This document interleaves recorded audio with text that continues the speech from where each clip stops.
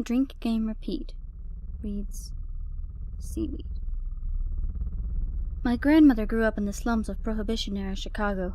Her family lived in a small house near the harbor, and one of her earliest memories was of a particularly hot summer when, seeking respite from the heat, she and her sister discovered a seldom-used section of boardwalk near an abandoned warehouse. Every night for several weeks, the two girls would make their way down to the docks and sit together on the edge of the pier as the sun went down. My grandmother vividly, and for a time fondly, recalled the feel of the seaweed between her toes as she and her sister dangled their feet into the murky water. It wasn't until years later that she returned to the pier and found that the warehouse had been demolished. Curious, she made an inquiry with the Department of Planning and Development.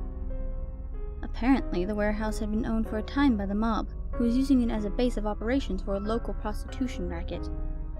It had only been uncovered when an associate began disposing of rival hookers by fitting them with concrete shoes and dumping them into the harbor.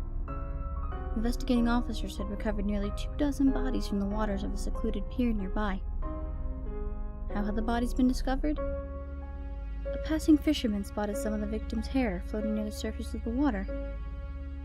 Like seaweed,